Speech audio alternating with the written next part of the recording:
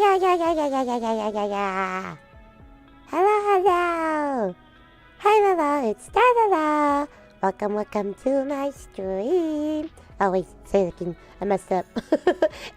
Hold on. I didn't do my full intro. Hi, Lala. It's Star-LaLa. This imperfect star wants to share her music desires to the world. Yeah. And if you notice, I do look a little different. I just got this finished because I commissioned the artist who made my OG live 2D model, and they had this commission open. I was like, I want it! It's so cute! And for $80, it's like, that's not too bad. Like for the art and the rigging, yeah. So even though you may not take me too seriously because of this model, but it's like, I do want this to be a comfy stream, cozy stream. Even though I'm talking about like teaching. Yes, the Avion. Oh, the Avion? I hope I said that right. Yes, I am a teacher. I am a pre-K teacher. This is my 6th year in education. I've taught in 1st, 2nd, 3rd, and now in pre-K. Yeah. So yes, this stream will be kind of more focused on, teaching education, especially for classroom management. Because that's a big thing. If I were to ever be a mentor for someone, that I would give them the advice of classroom management. To be honest, it's like you could be the worst teacher out there. You could be, like, your teaching could be, like, horrendous. But if you have the classroom management, sorry. Man, it's been a long day, especially being in pre-K. You're in 5th grade and you're homeschool? K-12 is the name of my online learning school. Ah, interesting. Thank you so much for watching and stopping by. Thank you. Maybe you can learn something from this, especially if you're ever interested in being a teacher. Even though we'll see what happens in education down the road. But yes, so even though I know it sounds bad that here I am saying, oh yes, I've been in education for 6 years and I've already taught like 4 different grade levels. But then that's where it's like, whenever you jump into teaching, like maybe you think you're into one grade level specifically, but it turns out it's like, oh, maybe not so much. And then so I think that was the case with me. For sure, I knew I wanted to stay elementary. I did not want to teach middle school. I don't want to deal with that. And as much as I like the independence of high school, it's like, no, I can't imagine teaching high schoolers. I felt like, to me, elementary would be more feasible, more up my alley. Especially because, I think they're at their cutest at that age. Now, I'm not sure about when after COVID, if that's still the case. But it's like, yeah. And I never ever thought that I would be in pre-K. Like, that's the last grade level I thought I would actually ever teach. But here I am. Here I am. So, yes. And this is something where I did go to university for. At first, I was going to be like a business major. Then I changed my major to computers. Then I finally decided to change it to education. And yeah. Important question. Should I buy food or go broke or just go home? Just go home. We have food here. Sorry, stream. Azimur is my fiance. He's a little stupid. Go home. We have food. Alright, moving on. Oh, gee. And I was trying to talk about my history too. What was I saying? Look what you did. Motherfucker. What was I saying? Oh, so pretty much my background of how I got into education. So yes, I majored in education and I got my teaching certification while being in university. So I took university classes. I did student teaching. You are. Don't lie. But yes, so one of the classes I took in university was for classroom management. And at the time I was like, well, I mean, shouldn't this like be a thing? Like all people should know, like by default. But it's like, it's one thing to, of course, like take the class for it, but it's another thing once you actually have your own classroom, and then you just jump into it. And who knows what type of kids that you get. Maybe most of your class will be like well behaved and whatnot, but then in some years you'll have a pretty rough group. And this is where, like, whenever I taught in 3rd grade, I would say, like, yeah, that was the roughest year in education for me, like in regards to like managing the students. Just because, like, if you were not on them and on top of it, then yeah, it's going to be difficult. It's going to be very difficult to manage like 3rd graders. And then speaking of 5th grade, the avion is that whenever I had to substitute in 5th grade for just like, I think 2 days because of the state testing that was going on, I would never. Sorry, I would never ever want to teach 5th grade. Like, oh goodness, if I thought I was very strict in 3rd grade, I think I would have to be like a drill sergeant. For real, for 5th grade. Because, oh boy, like the hormones and everything. No thanks. And the drama too. I am so sick of the drama. Like whenever I was in 3rd grade, whew, I could not. I only dealt with it because I had to, but never again. No thanks. But yes, let's jump right into it. So, a classroom management plan. So if you don't know what classroom management is, it's pretty much where you just plan how, well, this is going to sound stupid, but it is what it is, where it's a plan of how you are going to manage your classroom. Like, are you going to have your students line up in alphabetical order or in number order? What are your steps for consequences? Because if you don't give consequences, then you're gonna get ran over. The students are going to run you over. And they're the ones that are going to be in control of the classroom, not you as the teacher. So you need to have like a set plan. Now, I'm not saying to like give the harshest consequence from the get-go. So that's why you should plan out like the little steps. And also, how are you going to engage students? So all of those little bits and pieces that you would think everyone would know jumping into education, you'll be surprised by how many teachers don't, especially when right now, at least in my area, in the districts around my area, where they're hiring teachers, where they're not even certified yet, but they're getting their certification done through like an alternative program or whatnot. But then because of that, then they're really not like, learning what they should, in my opinion.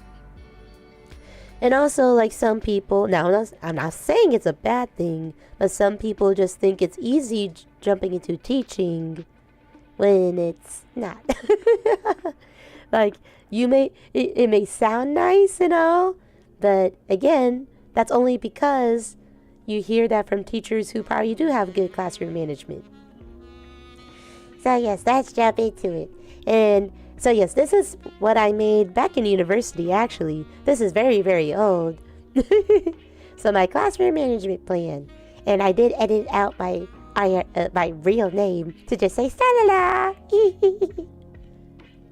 So here we go. So yes, I'm going to read through every single thing, every single page.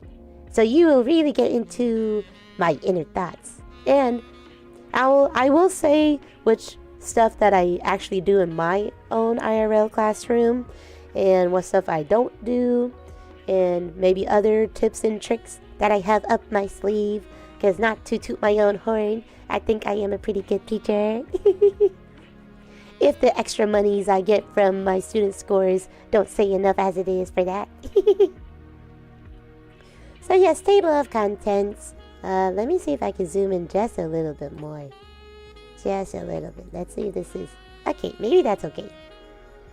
So yes, so the introduction, there's a lot philosophical statement, because I had to do that for university. The first days of school. Oh goodness. My biggest advice. Like the first days of school, or pretty much like the first month, like you need to be on top of it. Routines and procedures and all that jazz. Because if not, you're going to have a rough rest of your year. A rough rest of your year. So like getting to know me newsletter, greeting options, icebreakers. Then your classroom environment. So coming up with like a classroom blueprint, a student work wall, classroom procedures. As you see, one of the most important things, since I have the most for this. So maybe having classroom managers. Oh goodness, how does one speak English? Class calls, classroom hand signs, my time, your time signs. The discipline system, which again also pretty important because same amount as classroom procedures. So coupon menu, marble jar party, think time corner, and social contracts. For student motivation, like a snack area and brain breaks. And classroom engagement, opportunity cup, and kiss your brain. So for this section, I don't know what happened. I don't know if I accidentally deleted it from my OG file.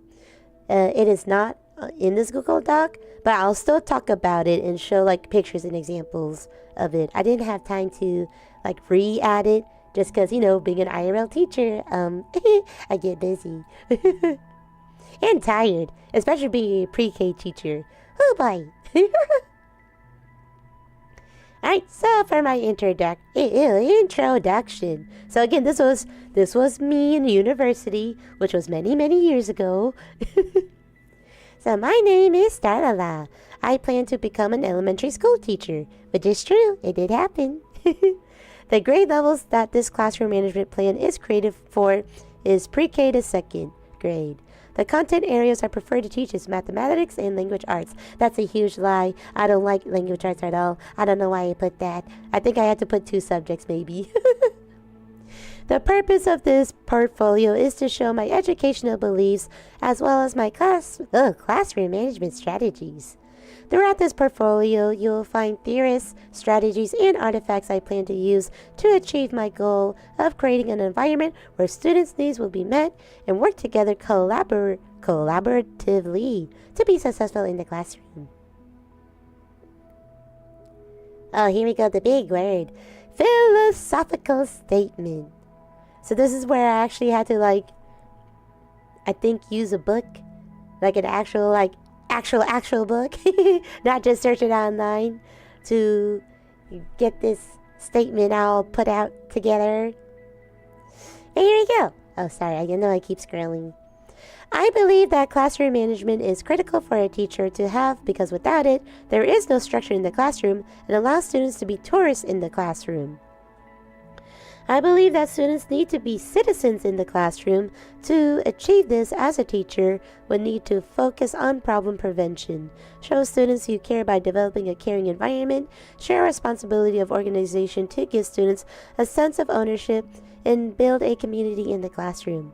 Jerome Freeberg supports this teaching method, which is still true even now, to where again, if you have no structure at all and you just teach on without having a plan set of having your students be accountable for their own learning, then they act like quote unquote tourists, where they're just there just because they have to. They don't learn anything, they're not engaged, they don't do what they're supposed to do, and yeah, which is not a good thing. So we want them to be citizens. I'm surprised you put mathematics. Yeah, I still like math. Just because I'm not the best at it doesn't mean I don't like it. Let's see. I believe that students' needs... Oh wait, actually, hold on. Oh, whoops, I skipped this one. Alongside with helping students become citizens in the classroom, I believe that students' needs must be met before they start learning, because if they are not met, they will not be motivated to learn and will not make the best choices when it comes to behavior. Abraham Maslow and William Glasser support these methods when it comes to meeting students' needs. In which I still truly believe it, especially Maslow. Because I think there's like, he has this pyramid of student needs. Here, let me see if I can look it up. Let's see, Abraham Maslow. Hierarchy of needs, that's what it was. Yes, in this pyramid. Pyramid. Oh, whoopsie, can't see it. What to do? I guess I should move. Just real quick. Moving it real quick. So yes. So it's like, it starts at the bottom, which is like the most basic needs, and then at the very top is like the hardest needs to be met. So like physiological needs. So like the air, water, food, shelter, sleep, clothing, reproduction, safety needs, love and belonging, esteem, and the highest and hardest tier, self-actualization, desire to become the most that one can be. So yes, I do highly believe in Maslow's hierarchy of needs. Let me see, is it all lined up? There we go. Alright, now we are on to the next chapter, or I guess you could say first chapter, the official one. First days. And of course I had to like research someone who actually had like a thing for this. Because, I mean, I do have a script and I know I'm about to read it. And especially my team lead, she does like kind of like give us at least a list of things that should be discussed on first day of school. But it's a lot of work. And also, like, even though we do quote unquote plan the week before school starts, it's just a lot of PD, professional development trainings. So it's like, kind of don't have the time. But here we go.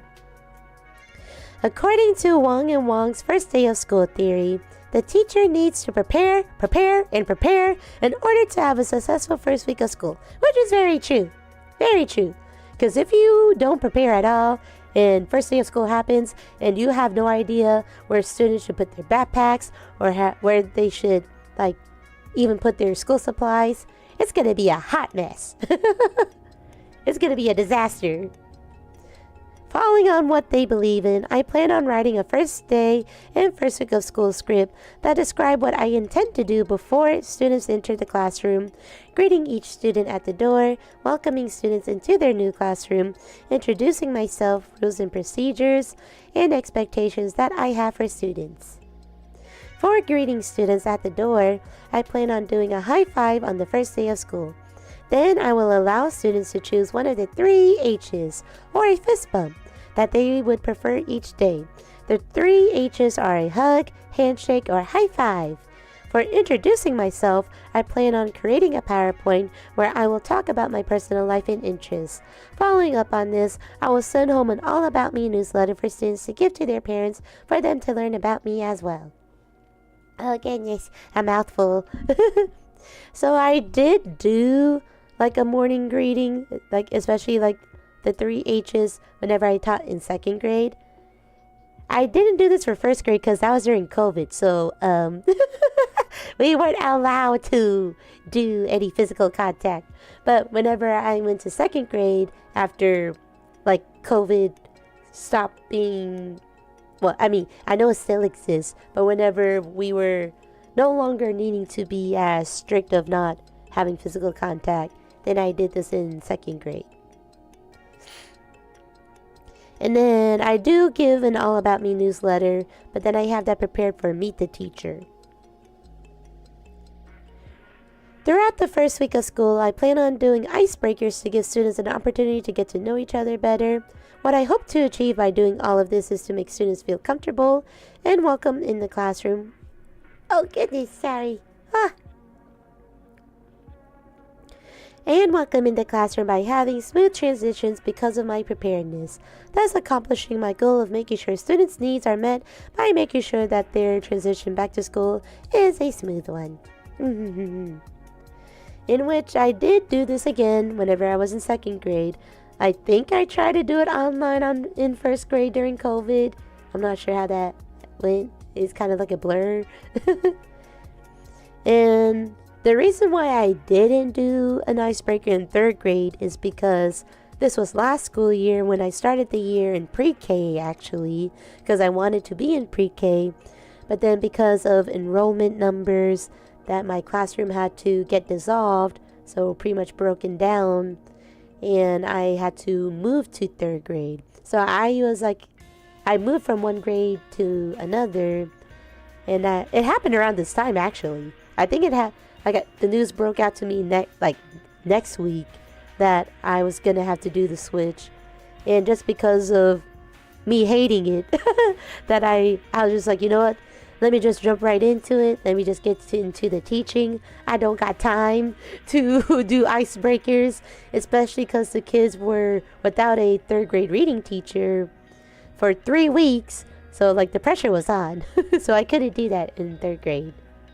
And pre-K is a little bit hard just because, they're so young and have no idea what social interaction is with so many students. But of course, we do a quote-unquote family bonding by singing songs and whatnot. Alright, so the next piece. So, get to know me newsletter. So just an example that I made way back in university. As you can see, this was made back in 2018. So, artifact 1. Meet the teacher newsletter that students will take home with them. The purpose of sending a Meet the Teacher newsletter for students to give to their parents or family members is to let them get to know me a little bit better. Jesus, I don't know why on earth I worded it like this. Oh my goodness. My contact information will also be on the newsletter in case if some parents or family members do not have a means of technology. Parents can then contact me if they have any concerns or if they want to have a chat to get to know each other better. Yes, I did hate 3rd grade. Hate it! Yes, I did get used to it. I did adapt and adjust to 3rd grade. But would I ever want to do it again? Nope. I will resign if that ever happens to me again. Alright, greeting and goodbye options. So yes, you can find these cute signs on teacher pay teachers. Because that is a website with free resources. Yes, there are a good chunk of paid resources, but there's also a good chunk of free resources. And this is one of them that you can find either you paying for it or getting it for free. So yeah, as you see, hug, handshake, high five, fist bump, in which I did say I only did this in my 2nd grade classroom. So artifact 2, giving students a choice of which greeting they would like in the morning and which goodbye they would like in the afternoon. Oh, well, to be honest, I only did the one in the morning. I did not do the one in the afternoon because by then I'm done. I want to get out. I would like to give my students a choice they would prefer to be greeted in the mornings and what they would want for a goodbye in the afternoon. Students will want certain options depending on how their morning or day went. So a student may choose a handshake in the morning, but would want a hug in the afternoon, allowing this I think it should be let's, yeah. Let students choose the option that they are most comfortable with. Also, this would be meeting a need. Because then, let's say they don't want to have a hug and that's their only option, then yeah, you're already setting them off to a rough start. So give them options. They like options. Not too many, but also not too little. Icebreakers. Did I ever do something like this? No. It's nice as an idea. And maybe if all 20 plus students were angels, then sure. But you're gonna have the few rough ones. But yeah, this is like a roll the dice and share a slice, as you see the different types of questions depending on what number they roll. So a pretty neat idea. So my artifact 3, icebreakers that let students get to know each other better. Icebreakers are a great way for students to get to know each other on a comfortable level. There are plenty of icebreakers for students to do throughout the first week of school that by the end of the week, students are on a comfort level to where they are able to voice their thoughts in a safe environment. Alright, to the next chapter, classroom environment. Because we don't want to have a messy classroom. We want to have a clean, organized classroom. Well, as clean as you can be and organized. Because I will say this, honestly, my teacher desk, boy, it's a hot mess. But at least it's messy organized. It's not like papers are literally all over the place. I do like kind of have papers, like one stack is the worksheets, one stack is like paperwork I gotta do. So it is all on my desk, but it's in neat stacks. Messy organized. So according to Glasser's choice theory, students have 5 needs that must be met in order for them to make better choices in the classroom. These 5 needs are survival, love and belonging, power, freedom, and fun. I want to create a classroom environment where these needs are met. I would like to have a snack table so that when it is the students' time to work and they are hungry, they can go to the snack table so that they can focus on their work. Oh goodness. Sorry. Oh goodness, with all this talking, especially after all the talking I already did today, need to take a deep breath. I would also have a community circle so that students are given a chance to let their voice be heard and feel that they belong in the classroom. I would let students take ownership of how they go about their final products for certain assignments. Overall, I want to make the classroom fun by making the content relatable to students and do activities that are also relatable. I have to ask, do pre-K know numbers? So it depends on whether parents have taught them before entering preschool, pre-K, or they did go to preschool before, or if they're smart like that, because a good chunk of them actually come in not knowing their numbers. By the end of the pre-K school year, they're expected to know and count. I think they're supposed to recognize to 20, but count to 30. So no, that's where like that icebreaker wouldn't be for pre-K. Again, I made this way back in 2018. So little did I know I was actually going to teach pre-K one day. But yes, as nice as a snack table would be, especially with how kids are these days, but I know depending on like when lunches are scheduled, even for like 5th and 4th grade, that they would like take out time for students to eat a snack. I'm not sure if they would like eat their snack while working or actually be given like 10 minutes at least to eat their snack. So I know that is a thing. Not so much a snack table. And then same with community circle. Oh my goodness, imagine 5th graders doing a community circle. But I do this for pre-K because that's actually like what we have to do in our curriculum is to do a morning circle. And yeah, we just talk about the morning or talk in the morning, go over expectations and all that. And then if any students have any questions or want to share anything, then that is the time for that. I also believe in Dweck's growth mindset theory because students will feel like they belong in the classroom when the environment promotes a growth mindset. True! I would have a student work wall that displays will allow students to choose work that they are proud of. Oh my goodness. As you can tell, it's like, wow, my English grammar is awful. What is this?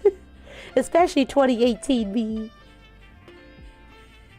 This is to serve students as a reminder that I care for their efforts and am proud of them for it. The student work wall is proof that we both care for their work. And then yes, especially true, like I would do this even whenever I was in 3rd grade. So layout of the classroom. I cannot talk. Here, let me hydrate real quick before I keep talking.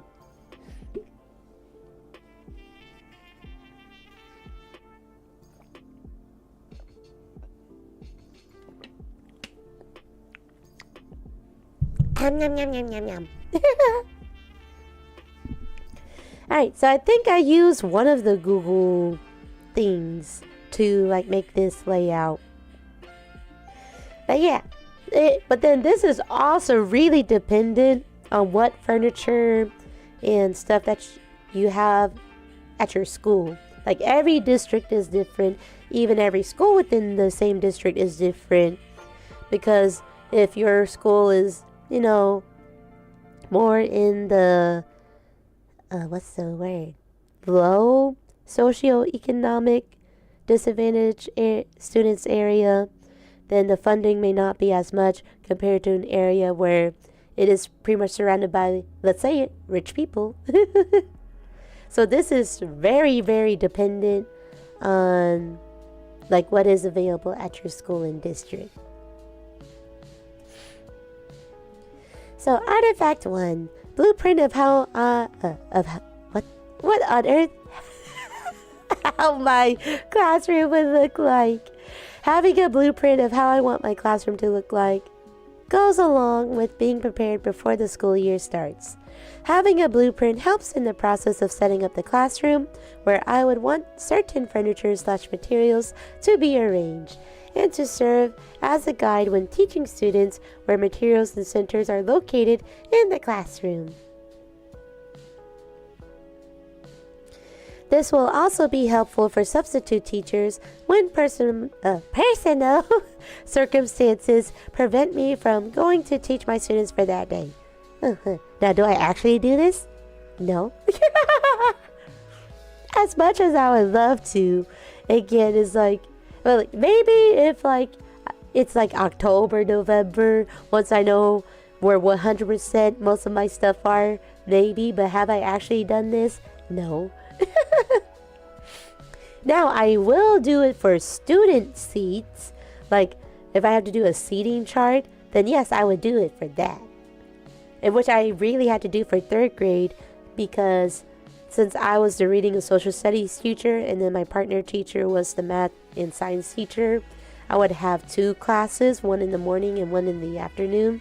So for sure, I had to. I had to, or else I was going to forget everything. Even whenever we came to learning their names.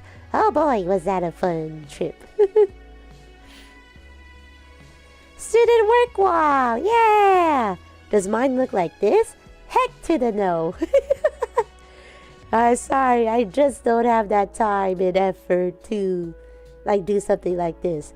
I will display their work as, you know, as simple and basic as I do. Is it up? Yes. So artifact 2, student work wall that will display work that students are proud of. It is important for students to know that their efforts matter, and that as a teacher we care for that effort too. I want students to be proud of all of their work, so that when it comes time to displaying their work on the wall, they have a difficult time deciding on which one. I also want the student work wall to serve as a reminder for students that they are capable of mastering the content. They are just not there yet if they are struggling. Alright, next chapter. Classroom procedures. And I think there's like 4 artifacts to this one. Alright, here we go. According to Freeberg, teachers should strive for student-centered classrooms that emphasize care, guidance, and cooperation from both the teacher and their peers. This is to ensure that students become citizens in the classroom. To achieve this, I would create a classroom constitution where students can have a voice on what they want their constitution, and have them sign it afterwards. In which, I did this, 2nd grade. I created the Constitution whenever I moved up to 3rd grade, but then I didn't have time for them to sign it. This way, students know of their rights and have a sense of ownership. I would also email or send home paper copies of the Constitution for parents. Did not do that. So that they are aware of their child's rights and what is expected in the classroom. I would establish managers so that transitions through various aspects in the classroom run smoothly. True, I did do this. I still do it even in pre-K. Yes, yes, yes. I would have managers distribute work, supplies, and other tasks. I would begin class by reminding the attendance manager to take attendance. I would end the day by stating takeaways for the day and allowing students voice any concerns they had so that either I or a peer can address that concern. I would implement class calls. Oh goodness, let me restart that. I would implement class calls, hand signs, and my time/your time signs, which will require to teach students specific rules and procedures on what they are. Class calls. Oh, it should be class calls, huh? Calls. Class calls would be attention getters if there are any interruptions or confusion among students. Classroom hand signs also provide a way to where students, if wanting to interrupt, have a silent way to do so. Even in pre-K, do it from the get-go. That way, whenever they even go to kindergarten, which I know they do that in kindergarten, even in 3rd grade, I had students at least give me the hand sign for the restroom a lot. My time/your time signs are for students to know when it is my time to teach and when it is your time to stay on task. That I did not do. As much as I liked the idea, I think it was difficult for me to execute. Like, I didn't attempt it, just like actually trying to think about doing it. Then I took another what's the word? I second guessed myself. There we go. So managers, classroom jobs, even in 3rd grade, and I'll even say 4th and 5th. Students want to be responsible. They want to do stuff in the classroom. So give them a job. And even in pre-K, they love to do jobs. Let them do it. So artifact 1, assigning managers so that students are active in the classroom.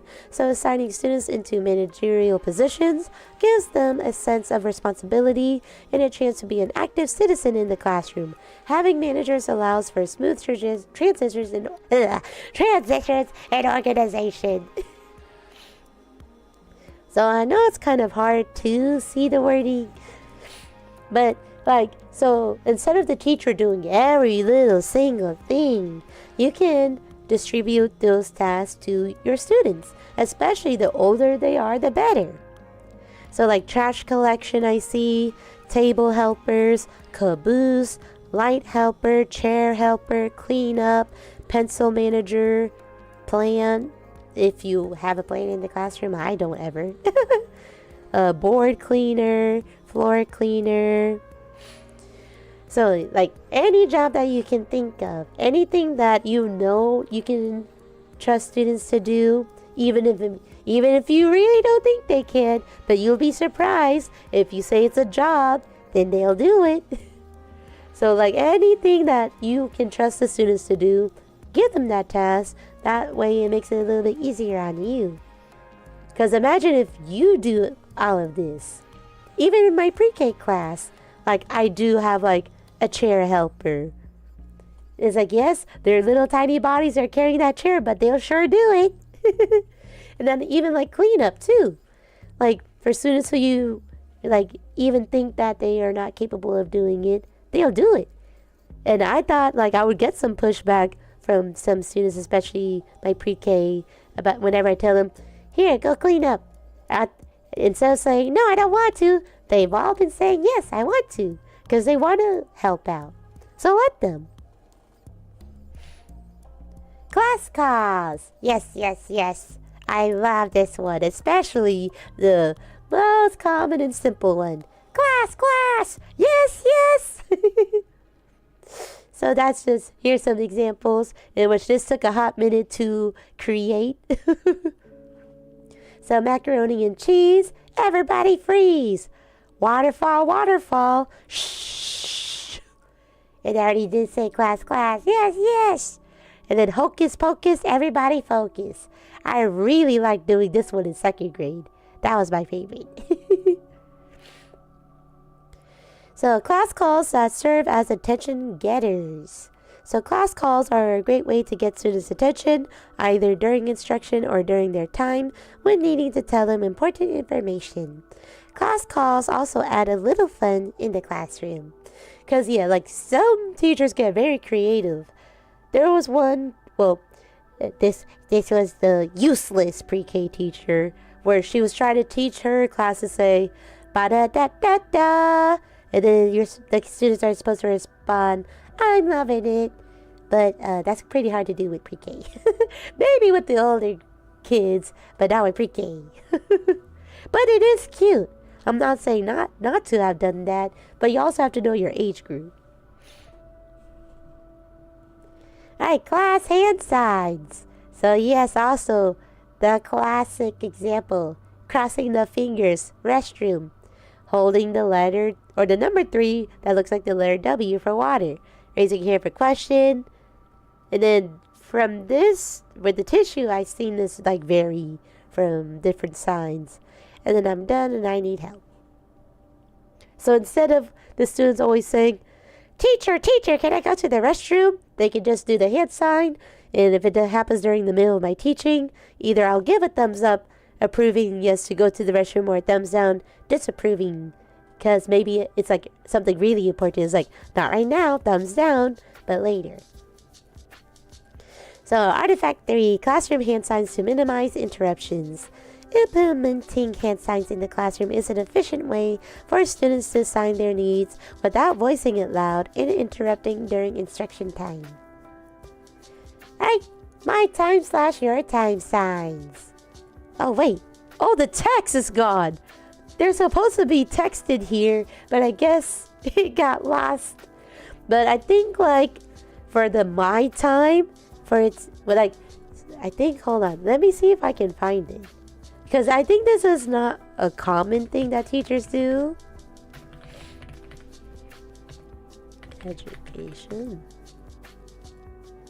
Yeah, no, I don't think it's that common. But the idea is that the teacher kind of wears like this big poster board or whatever, or it can be a small one too, but where one side is red, because that's your time as the teacher, so that means like either students can't ask you questions, or, but I can't remember everything. I'm pretty sure I'll read it in a bit. But then the green is for your time. So during the students' time, your time, students are allowed to sharpen their pencils, maybe because it's like independent work, or use the restroom without needing to ask the teacher. So I think that was the whole concept of it, in which back then, University me was like, yeah, that sounds neat. Now, current me, yeah, no. Even in 3rd grade, that's a little bit hard for me to grasp. Oh goodness, I need to drink liquids again.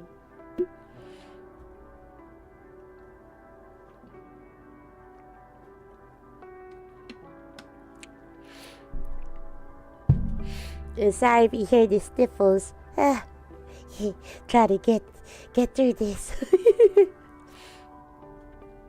So artifact for my time / your time signs. The purpose of my time / your time signs is for students to know when it is the teacher's time to teach instruction, and for students to be actively engaged during instruction. Whereas students will then know when it is their time to take care of their needs, such as using the restroom, sharpening their pencil, and etc. Students will also know that during their time, they need to stay on task, and that it is okay for them to ask the teacher for help during this time if they need it. So yeah, pretty much kind of like what I said. But yeah, the execution of it, yeah, kind of difficult. Alright, here we go with the discipline system, where there's also 4 parts to it. Yes, Skinner. I love Skinner. Let me put this. Oh, here. Okay. According to Skinner's behavior modification theory, a child's behavior can be modified with positive and negative reinforcers. The positive and negative reinforcers need to be consistent so that students will essentially modify their behavior to be more positive than negative. Oh, oops. Wrong then. One of the positive reinforcers I plan to implement is to reward students individually through a coupon system.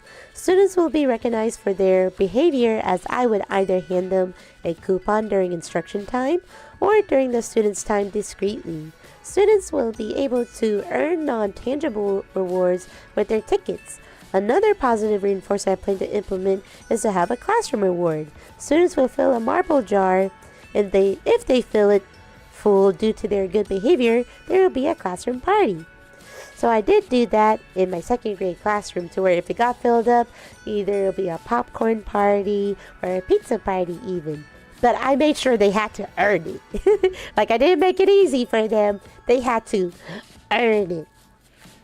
And also, I did not think about it at the time, but the marble jar that I used, like, I think it took like 200 marbles for it to get full. So they had to work for it.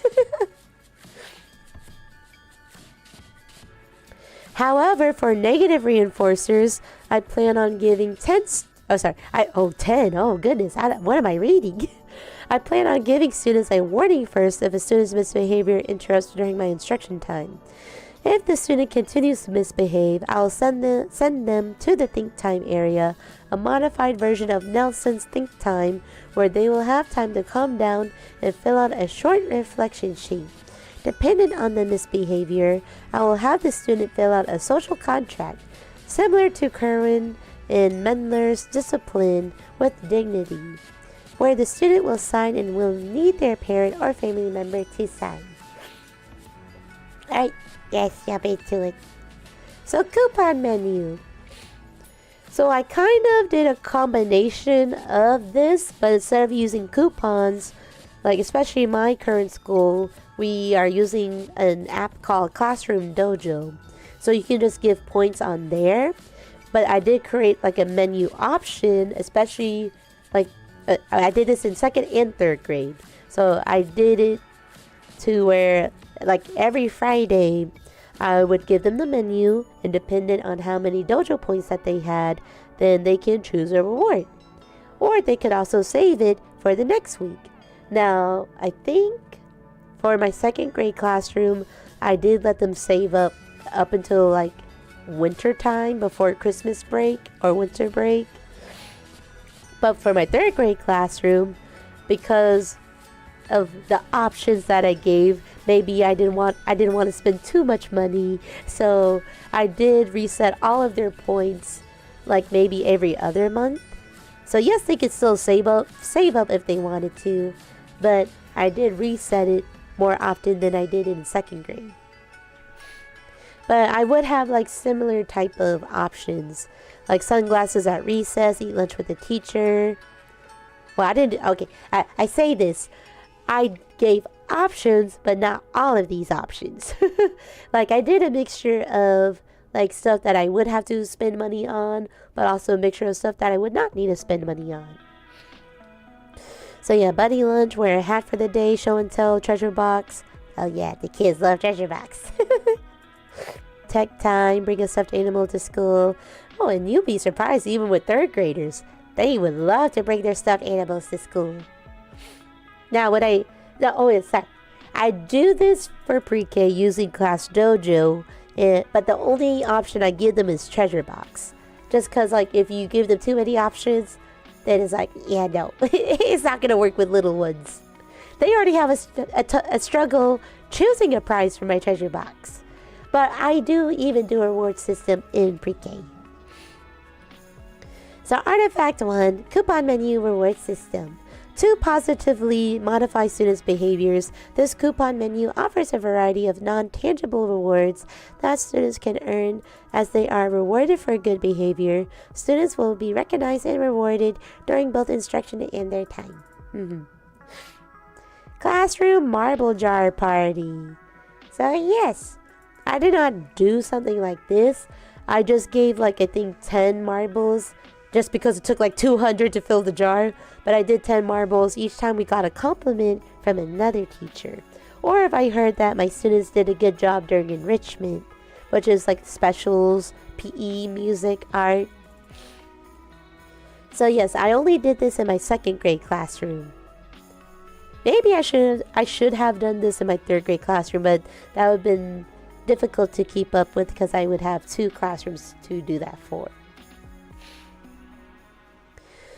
So Artifact 2, Marble Jar Classroom Reward System. There will be a classroom reward rubric to let students know what behavior expectations I have for them to earn the classroom party. The classroom party will change up every time the whole class is successful of filling up the jar. A few ideas for classroom parties are a movie day, pizza party, popsicle party, and much more. Yes, yes, yes, yes. Think time area. So it's like, kind of like, I don't know if it was coming back then, I can't remember. But like a calm down area or a calm corner. So pretty much the same concept as that. A think time area. So if it is determined that a student's misbehavior is disrupting their peers' learning experience, they will be sent to the think time area. If it is determined that a student needs some time to themselves to calm down, they can also be sent to the think time area to prevent a misbehavior from occurring. So yes, right now, even in my pre-K classroom, I have my calm corner, and I know other classrooms call it their cool down area. So that is pretty much the concept of it, is teaching the students that if you need like time to cool down, if you feel like your emotions are heightened, then go to the cool down area, like maybe hug a stuffed animal or something, because I would have some stuffed animals in my calm corner or my cool down area. Take a few deep breaths, chill on the little couch that I have, and once you're good to go, then go back to your seat. And it is a privilege to go to it, because in 3rd grade I had to shut it down a few times because some students were ripping up my stuffed animals. Those darn 3rd graders. Where was I? Oh, here we go. For those students who need to reflect, will need to fill out the short reflection chart. If they are successful in filling out the chart, they will then be rewarded a coupon. So pretty much you can tie this to the coupon menu. Social contracts. Oops, we talked about a rule today. So pretty much if a student did a big oopsie, then you would fill out this social contract, and as you see, it would require, well, this one requires a student's signature. I don't think that's legal now or ethical now to do, but for sure, maybe the teacher's signature and then parent signature. And then this could be used for documentation, especially if it is like a behavior student and they are like in the works of either getting tested or whatnot, that you need documentation, especially from parents, of whether they have been in the know about the student's behavior. So if they try to claim, I had no idea about this, the teacher never told me, well, here's proof. And then if the parent does not sign it, then it looks more bad on them, and it saves your butt. Because some admin are quick to blame the teacher, but if you do your part, then you won't get your butt reprimanded as much. So Artifact 4, individualized social contracts for student misbehaviors. If a student's misbehavior gets to the point where they break one of the rules on the classroom constitution, they will receive a personal social contract that they will need to fill out and sign. The student will need to have a parent or family member sign off on it so that they are aware that their child did not behave in a citizen manner in the classroom. Next chapter, student motivation. And my favorite, Maslow's hierarchy of needs. Sorry, again. The deep breaths. So according to Maslow's hierarchy of needs, if a student's basic needs are not met, healthy development and learning cannot effectively occur. In turn, students will not be motivated to see value in engaging in the school experience. I would provide a snack area and have a community circle every morning so that students are able to satisfy their hunger and a chance to socially be active by voicing any concerns they have. Oh goodness, my nose. As the teacher, I would address their concerns to better improve the classroom environment so that students feel comfortable and safe in their space. I would also use this chance to voice any concerns I have for the students who are not active or could do better in the classroom. I would have words of encouragement for all students to further motivate students. If I notice students staying motivated during my instruction time, they will earn a Go Noodle coupon. So Go Noodle is a website where there's a lot of brain break videos. So like a lot of dance videos, music videos that are kid friendly. So yeah, that's what I would do for my brain breaks. Not Go Noodle per se, but even in 3rd grade, I would do like a 5 to 10 minute brain break depending on how long the video I would choose is. But whenever Go Noodle was like the go-to thing, that yes, 2018 me came up with this. Students can use these Go Noodle coupons when I deem that students are losing their motivation either during my instruction time or during their time. Students who have earned these Go Noodle coupons can use it to choose a video of their choice that would help motivate their peers. This will serve as a brain break. And I, like even in 3rd grade, even though my partner teacher would disagree on giving brain breaks during her math and science time, for me, like, I feel like this is where I really do agree with Maslow's hierarchy of needs, to where even like for 3rd graders and 4th and 5th even, that because of and especially with how education is right now, the expectations for students are just so high and the amount of work that they have to do is just insane. And I know there is a lot of pressure on them because, I mean, as teachers, we're getting told that, well, the students need to score well if we want to improve the rating of our school and blah, blah, blah, blah. And so because of that, then as teachers have to put that pressure on the students, which at the end of the day, it's not fair to them. So, like, even if it's 5 to 10 minutes, the students appreciate having a brain break. Now, at first, it was rougher by 3rd graders. It was rough because they just want to stay on the computers because the previous teacher, before they resigned, kind of let them do whatever. But Miss Star-LaLa ain't like that. We got work to do, sonny. If you could take this quick break, that's it. Play your games a little bit. But after that, we gotta get going. So appreciate the break. That's what I would always have to tell them. Either appreciate you're having a break, or we could just skip it. Alright, snack area. So artifact 1.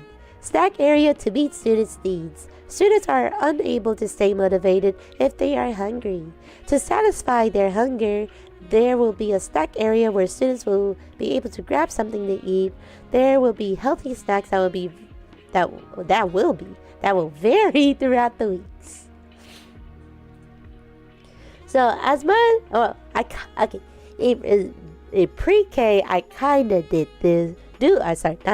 I am doing it now. Okay, what's English? But it's like I would save like leftover breakfast. So for any students who don't bring a snack for snack time, then yes, we would give them like the leftover breakfast. And then parents are kind enough to donate snacks. So again, let's say there was no leftover breakfast for that day, but there's then the snacks that were donated, or even I would have to buy sometimes. And so yeah. Now in 3rd grade, because lunch was like kind of in the middle of the day for them, there was no reason for them to have a snack time. But I know for like 5th grade, like they wouldn't eat lunch until like 1:30, which is pretty late in the day. So they would have a designated time for a snack. Brain breaks. A high believer of brain breaks. And again, you can probably find these type of coupons on Teachers Pay Teachers. So brain breaks with Go Noodle coupons. Students can earn these coupons when they stay motivated during a lesson and or during their work time.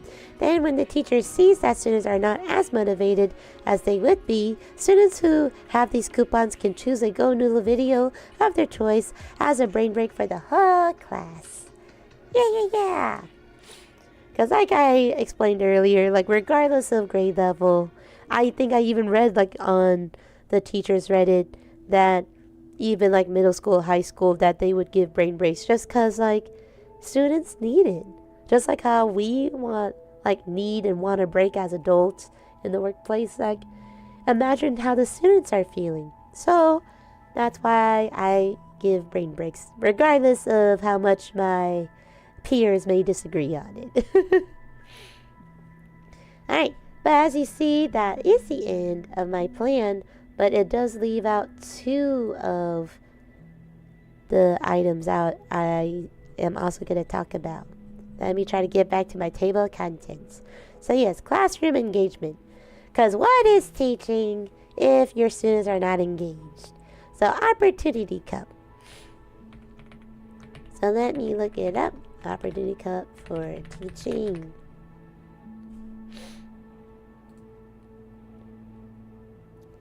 That's not it. This is not it. Okay, let's see. Hold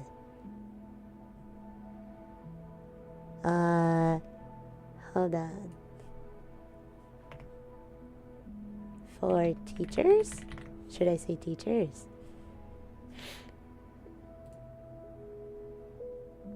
Oh, this is not it. Hold on. Let's see. Opportunity cup.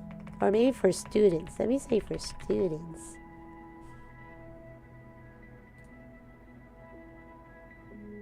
Uh-oh. This is not it.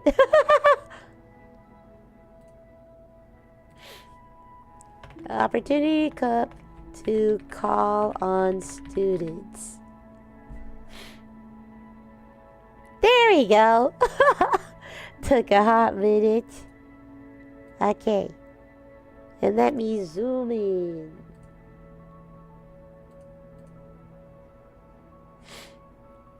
Alright. Does it look good? I think it does. Okay. So an opportunity cup is a teaching method where a teacher uses a cup filled with craft sticks or cards bearing student names to randomly select students to answer questions or participate in class activities. So this would be cold calling. My district is so big on this. This is like one of the things that they require new teachers to go through for like the beginning of the year training. I'll give this as an example. I think I did this in 2nd grade too, actually. So both in 2nd and 3rd grade, because I would use a number system. So like it would be in alphabetical order, but I would assign a number to each student. And then, so instead of like writing the student's name on the stick, because some names are long, and to say, just make it like quick to prepare, that I would just put a number. So whenever I pull that student's number, then I would just like be able to call on them. But it's a cold call and called an opportunity cup because it's random. Now, yes, if you want to purposely look sure, but the whole point is to randomly call on a student. So if students are like on their feet, like they need to be prepared, because if you get called on, then you got to answer. And it is dependent on the teacher to make students responsible for answering the question.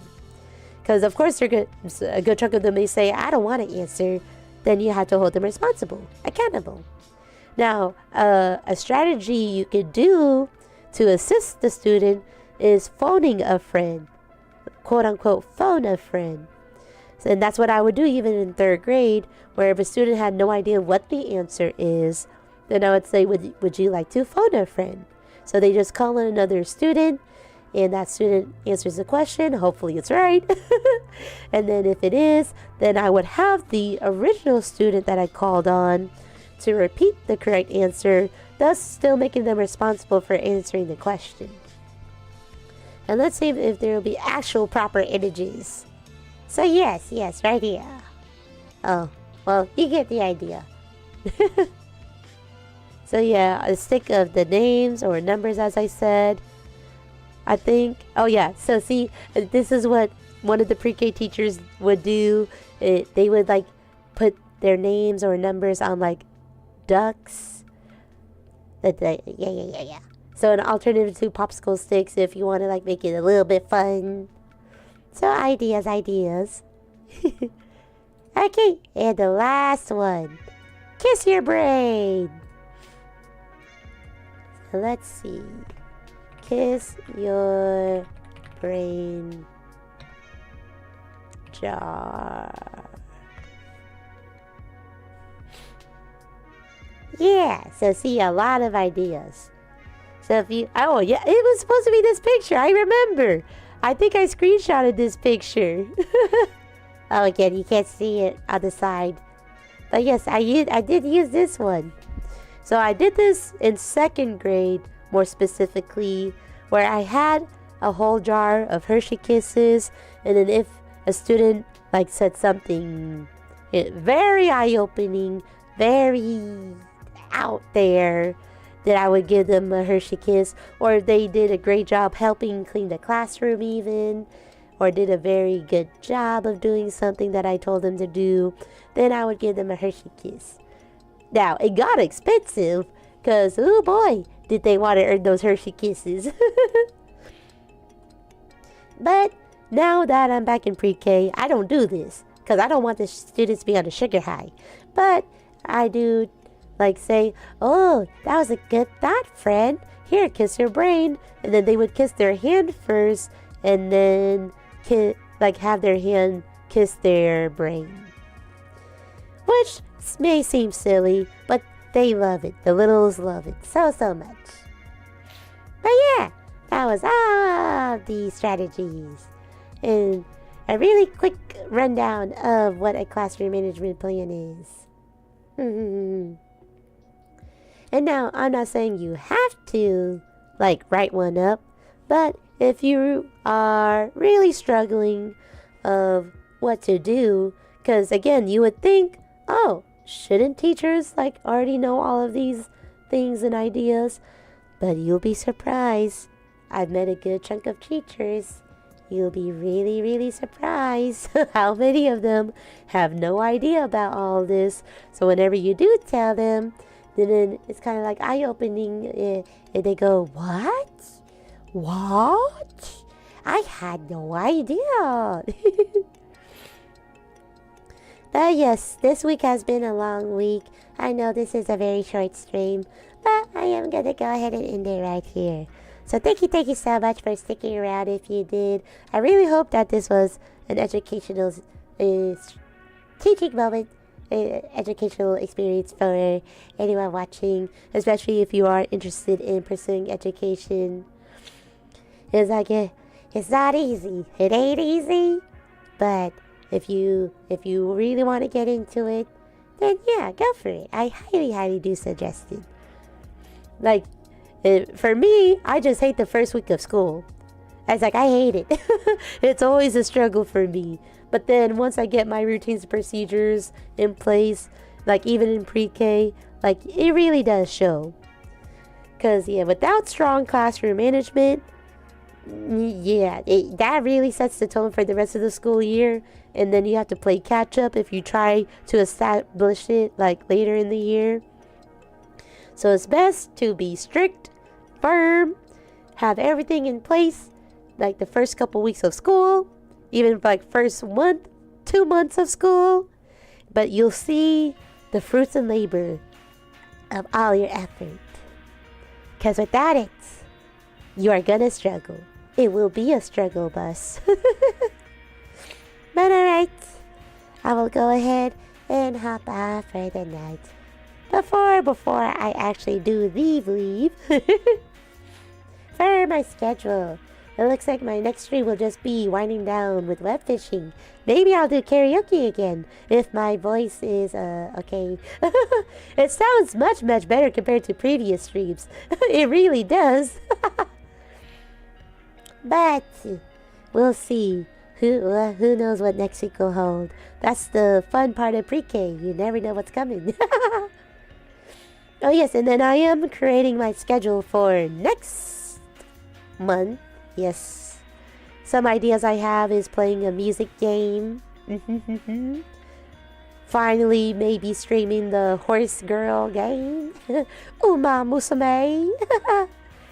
And then I'm trying to come up with ideas of what to do for the 1 week I have off in October. So yes, some things to look forward to.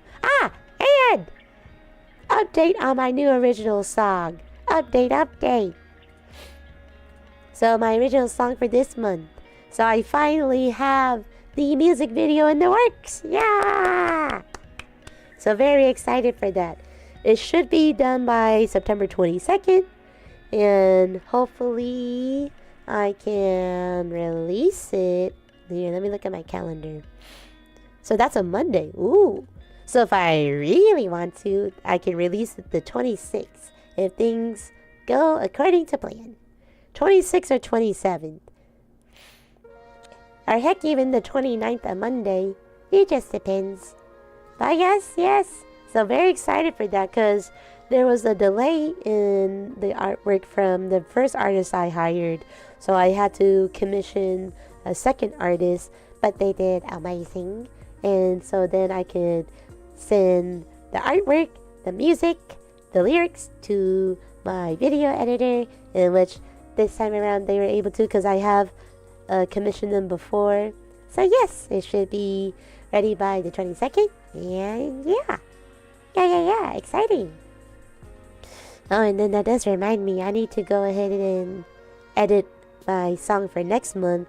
That way I can send that to my mix and master person, and that can get in the works and ready for next month. Even though I will say this, the song won't get released until Halloween Day, October 31st. So I do have a bit of time for that one. Yeah.